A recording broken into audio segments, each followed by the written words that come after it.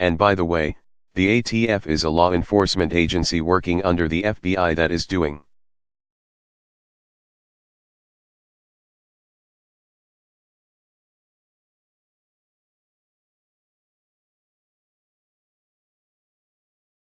enormous work in going after criminals and drug cartels, and have a pretty dangerous job.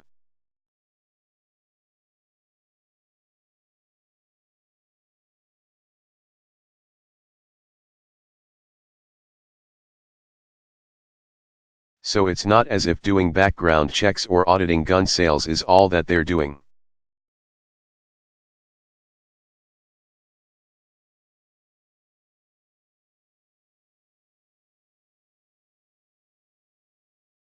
Part of my proposal is also developing better technologies so that we can do tracing of shells when a crime is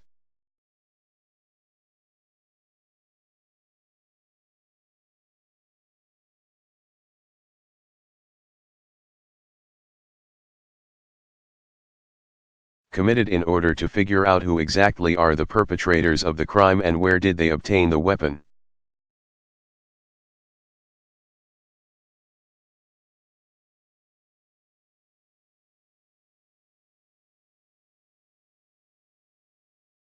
So there's a whole bunch of other elements to this that are going to be important.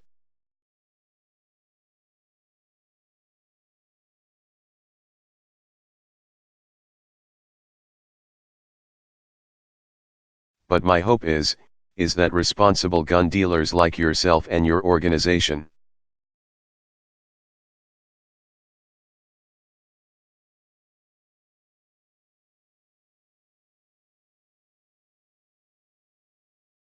are going to be supportive of this proposal.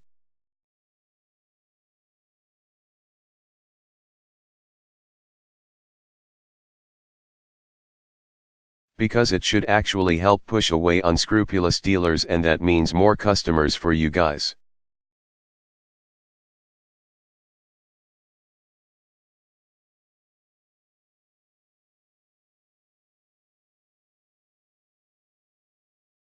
Anderson Cooper.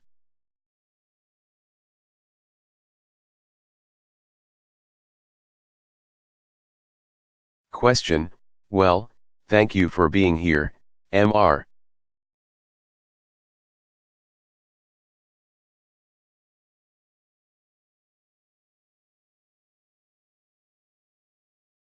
President.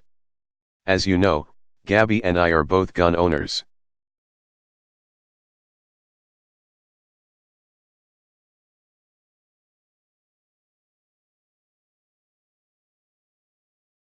We take gun ownership very seriously and really think about the voices of responsible gun owners in this debate.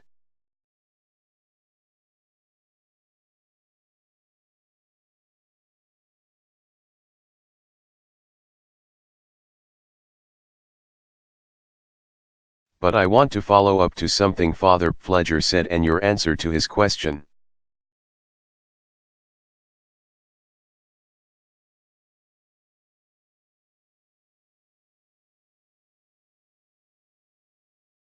And it's about expanded background checks.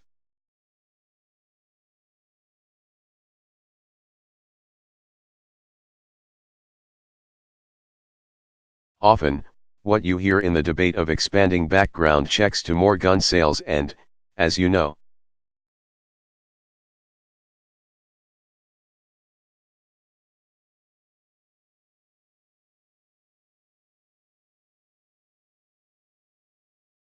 Gabby and I are 100% behind the concept of somebody getting a background check before buying.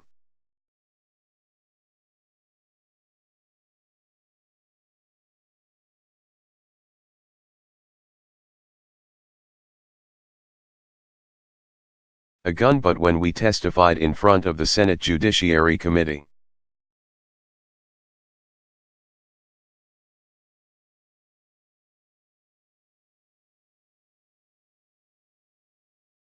we heard not only from the gun lobby but from United States senators that expanding background checks will lead to a registry.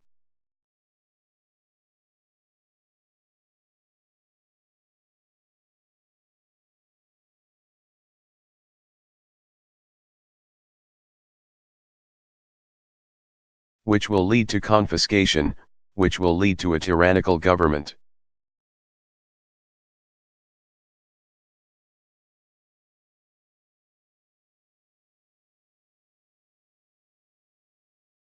So I would like you to explain, with 350 million guns in 65 million places.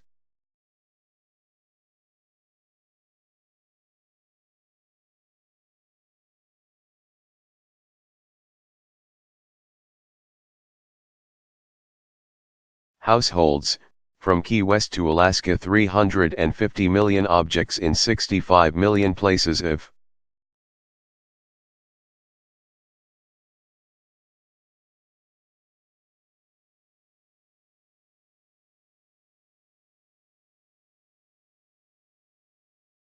the federal government wanted to confiscate those objects, how would they do that?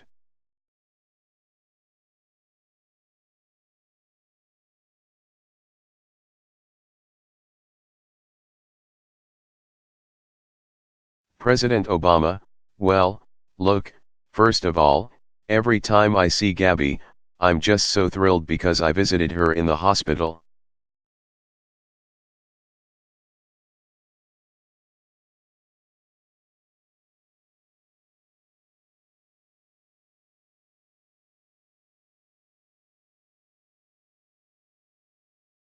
And, as I mentioned I think in the speech in the White House,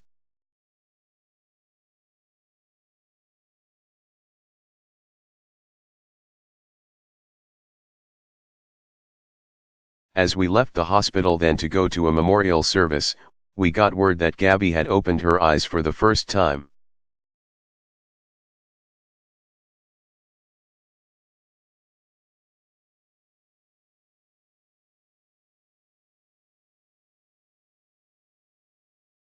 And we did not think that she was going to be here, and she is.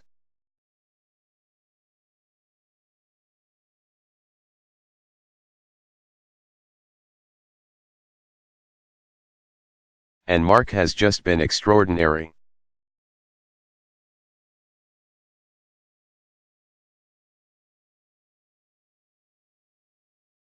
And, by the way, Mark's twin brother is up in space right now and is breaking the record.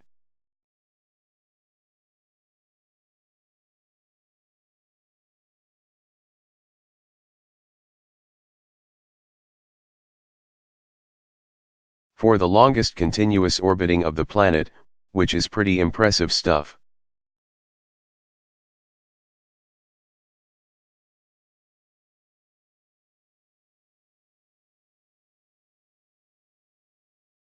What I think Mark is alluding to is what I said earlier, this notion of a conspiracy out there.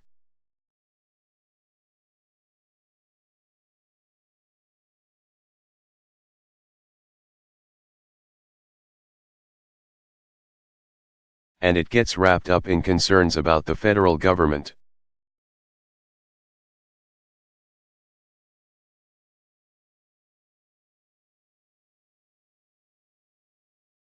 Now, there's a long history of that. That's in our DNA. The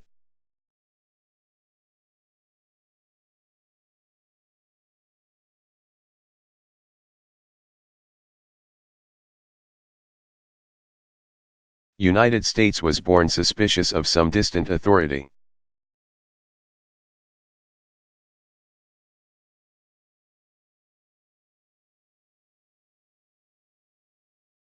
Anderson Cooper.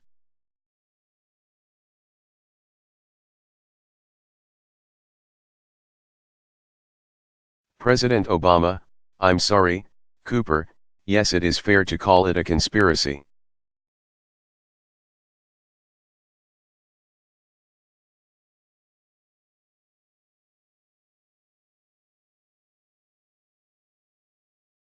What are you saying?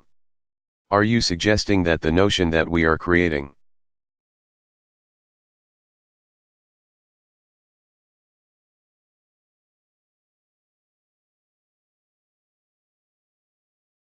a plot to take everybody's guns away so that we can impose martial law?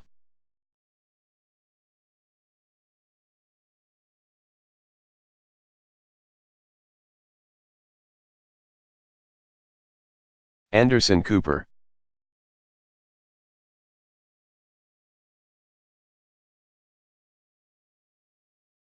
President Obama is a conspiracy.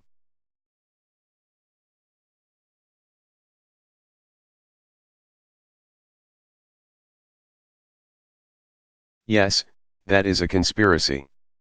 I would hope that you would agree with that.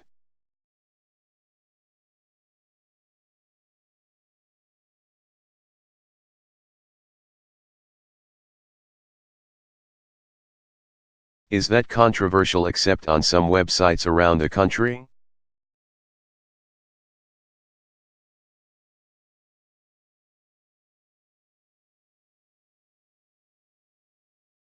Anderson Cooper.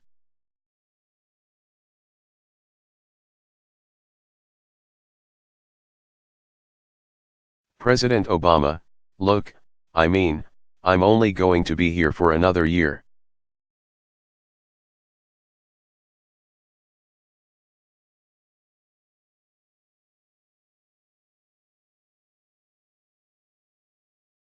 I don't know.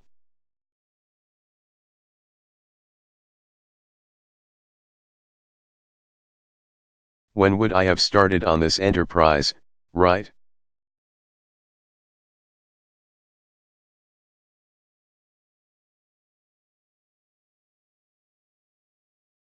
I come from the state of Illinois, which we've been talking about Chicago.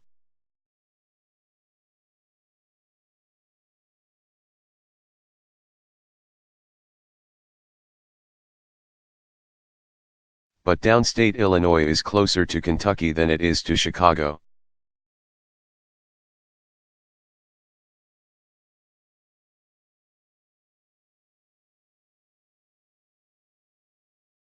And everybody hunts down there and a lot of folks own guns.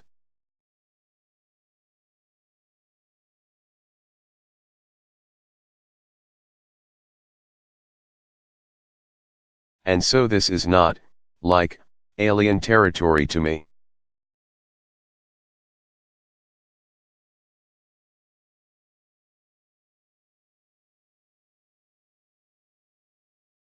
I've got a lot of friends like Mark who are hunters.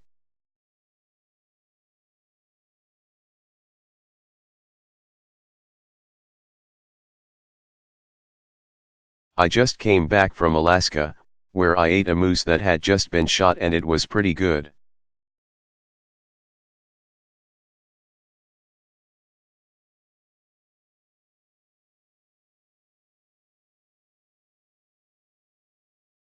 So, yes, it is a false notion that I believe is circulated for either political reasons.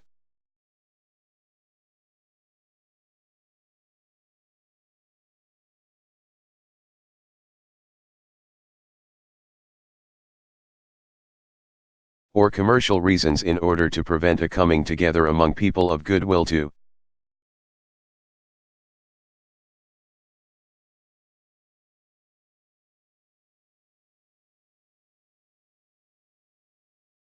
develop common sense rules that will make us safer while preserving the Second Amendment.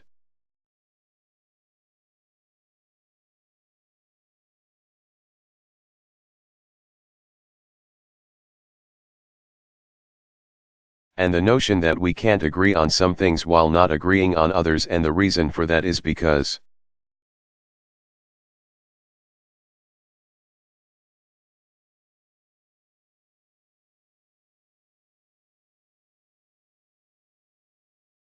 well, the president secretly wants to X would mean that we'd be paralyzed about doing everything.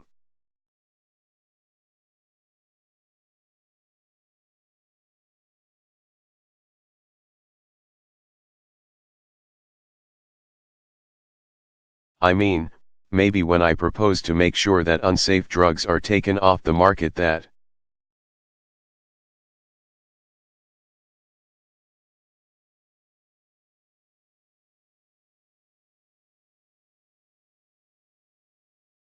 secretly, I'm trying to control the entire drug industry, or take people's drugs away.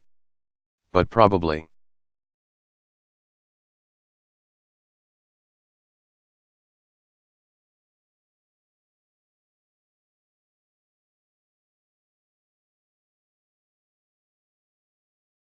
Not. What's more likely is I just want to make sure that people are not dying by taking bad drugs.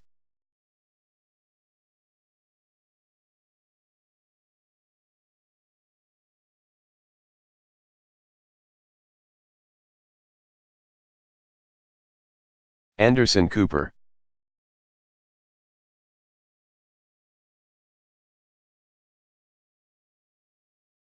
President Obama, yes.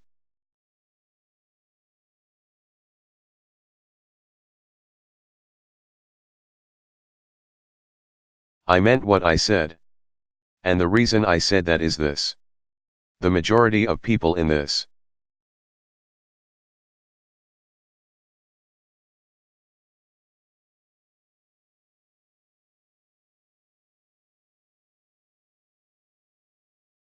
country are a lot more sensible than what you see in Washington.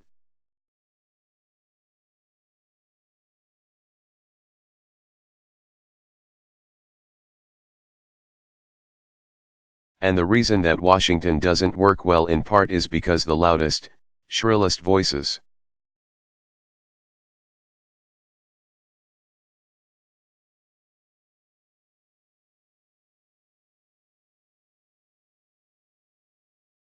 The least compromising, the most powerful or those with the most money have the most influence.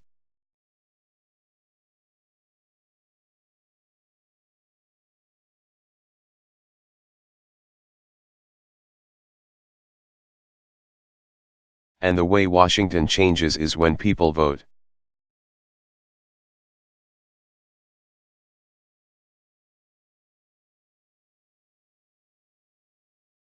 And the way we break the deadlock on this issue is when Congress does not have just a stranglehold on this debate or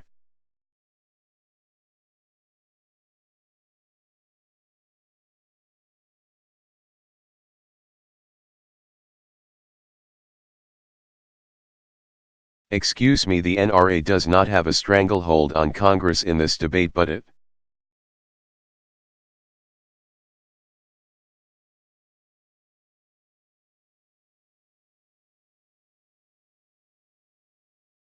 is balanced by a whole bunch of folks, gun owners, law enforcement, the majority of the American people.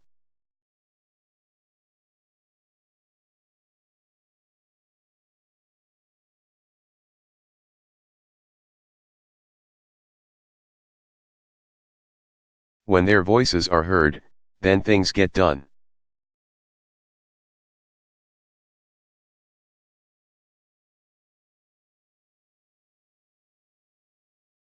The proposals that we put forward are a version of lawful.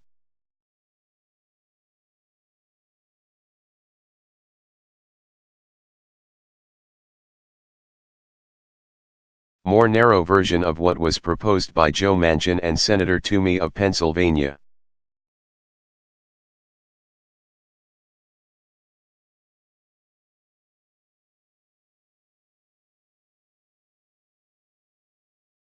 A Republican and a Democrat, both of whom get straight A scores from the NRA.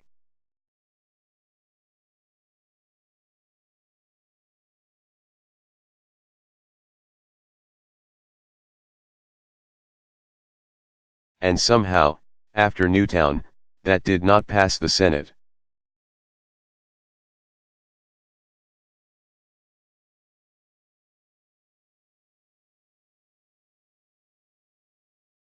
The majority of senators wanted it, but 90% of Republicans voted against it.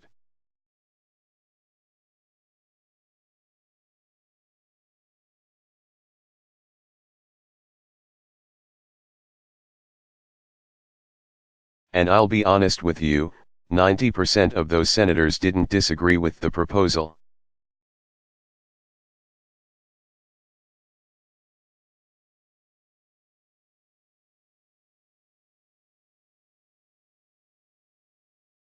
But they were fearful that it was going to affect them during the election.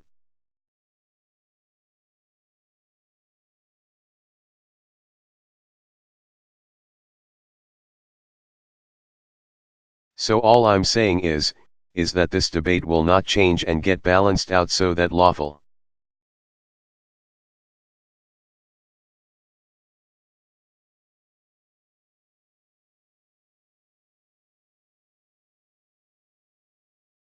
Gun owners and their Second Amendment rights are protected.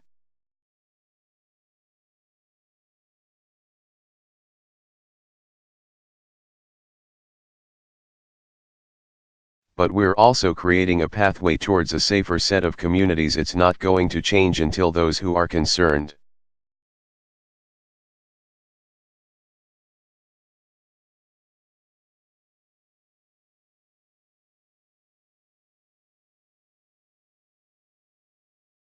about violence are not as focused and disciplined during election time as those who are.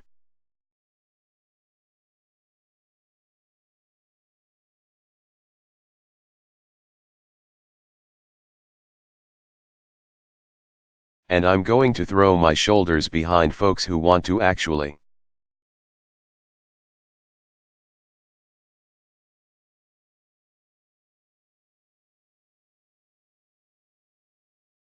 solve problems instead of just getting a high score from an interest group.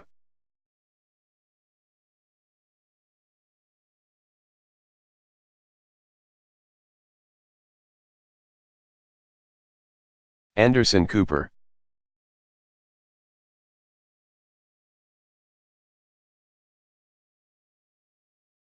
President Obama, you're a kid.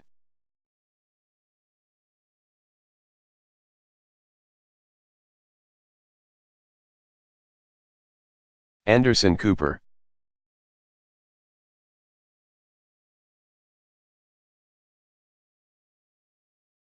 Question.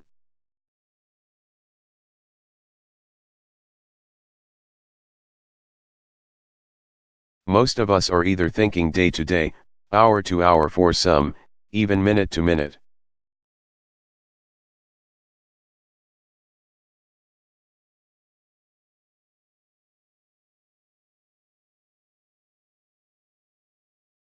I want to thank you for your stand against gun violence, for not only the victims of gun violence,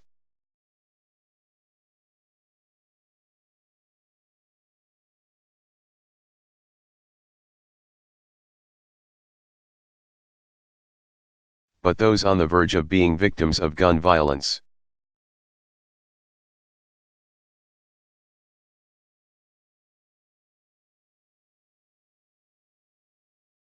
And my question to you is, what is your advice to those youth growing up surrounded by poverty and gun violence?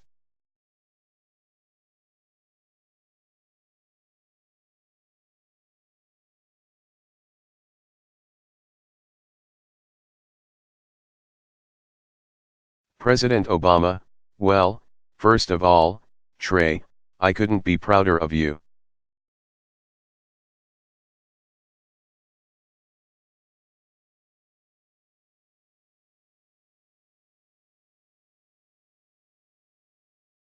And I know is that your mama next to you. I know she's proud of you right now. So good job.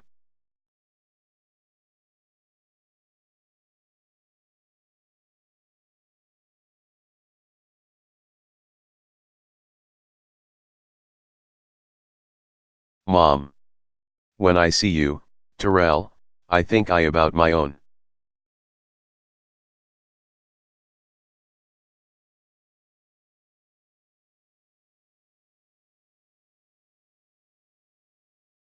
Anderson Cooper.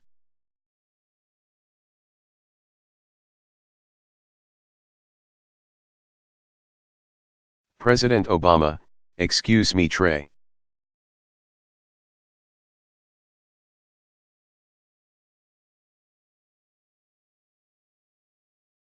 When I see you, I think about my own youth, because I wasn't that different from you.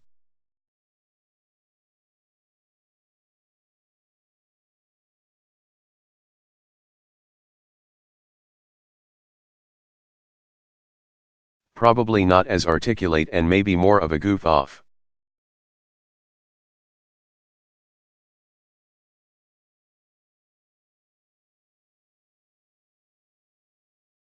But the main difference was I lived in a more forgiving environment.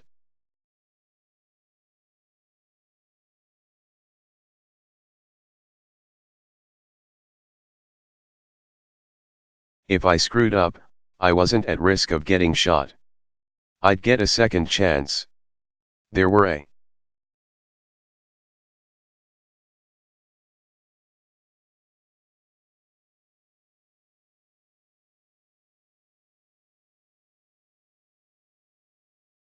bunch of folks who were looking out for me, and there weren't a lot of guns on the streets.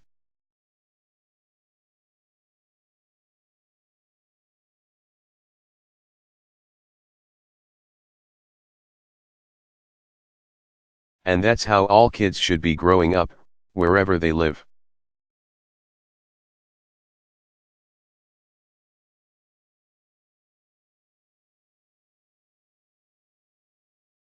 My advice to you is to continue to be an outstanding role model for the young ones who are coming up behind you.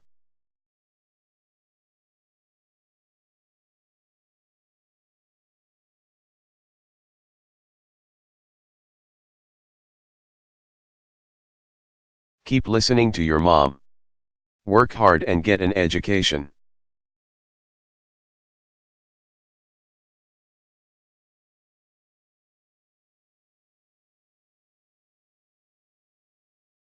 Understand that high school and whatever peer pressure or restrictions you're under.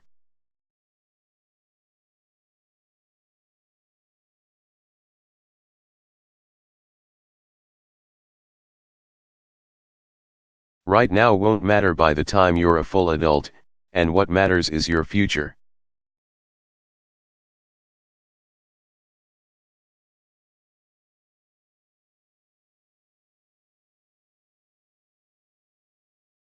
But what I also want to say to you is that you're really important to the future of this country.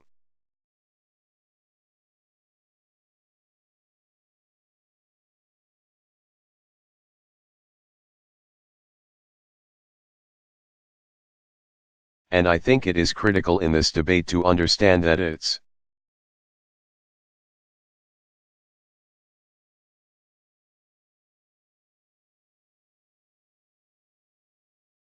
not just inner city kids who are at risk in these situations.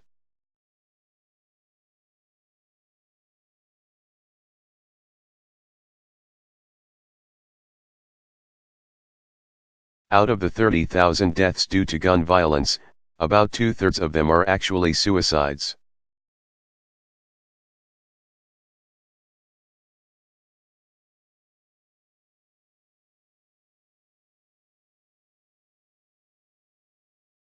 That's part of the reason why we are investing more heavily also in mental health under my proposal.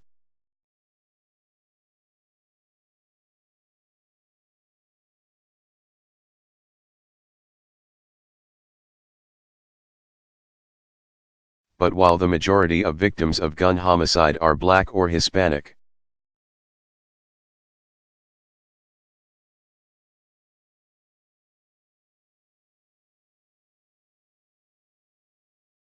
the overwhelming majority of suicides by young people are white.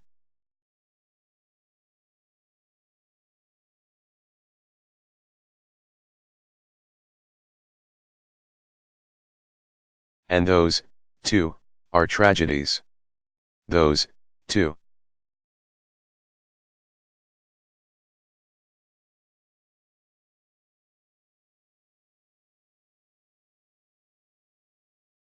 are preventable.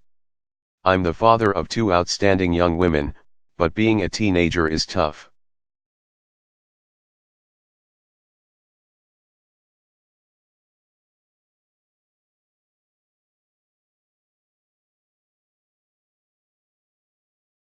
And we all remember the times where you get confused, you're angry, and then the next thing you know,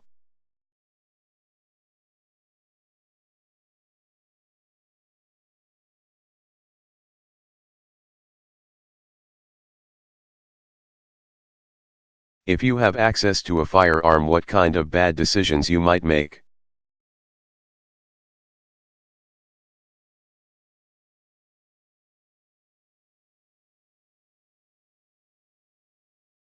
So those are deaths we also want to prevent.